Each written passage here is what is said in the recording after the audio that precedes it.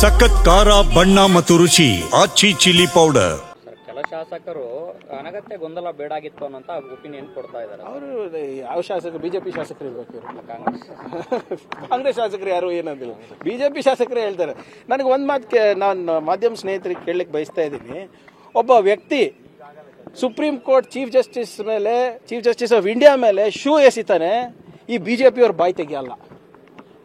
RSS ಅವರು registration ದಾಖಲೆಗಳು ಕೇಳಿದ್ರು ಇಷ್ಟೆಲ್ಲ ಮೈ ಮೇಲೆ ಬೀಳ್ತಾ ಇದಾರಲ್ಲ, ಏನಕ್ಕೆ?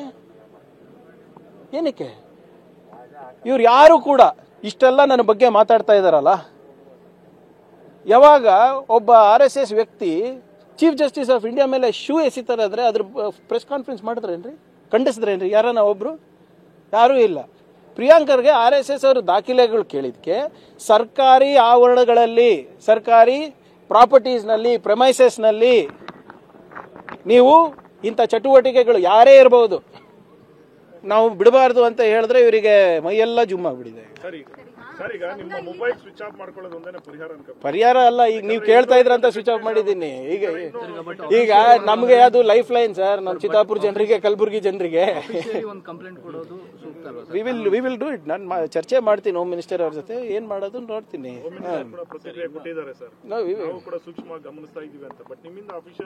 ಇಲ್ಲ, ನಾನು ಹೇಳಿದ್ದೇನಲ್ಲ sir, the easiest thing is to give complaint. ಅದನ್ನು ಕೊಡೋಣ. ಈಗ ಹಲವಾರು ನಂಬರ್ಗಳು ಟ್ರೇಸ್ ಮಾಡ್ಬೋದು, ಹಲವಾರು ನಂಬರ್ಗಳು ಟ್ರೇಸ್ ಮಾಡ್ಲಿಕ್ಕೆ ಆಗೋದಿಲ್ಲ. ನಾನು ಹೇಳ್ದಂಗೆ ನಿನ್ನೆ ನಾವು ಇದನ್ನ ಸುಮ್ಮನೆ ಸಹಜವಾಗಿ ಹೇಳಿದ್ವಿ ಹಿಂಗೆ ಬರ್ತಾ ಇದೆ ಅಂತ.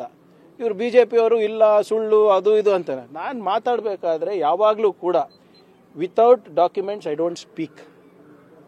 ಸಾಕ್ಷಿ ಪುರಾವೆ ಕಾಗದಗಳಿರಲಾರ್ದೆ ನಾವು ಮಾತಾಡ್ಲಿಕ್ಕೆ ಯಾವತ್ತೂ ಹೋಗೋದಿಲ್ಲ. ನೀವು ನನಗೆ 15 ವರ್ಷದಿಂದ ನೋಡ್ತಾ ಇದ್ದೀರಿ.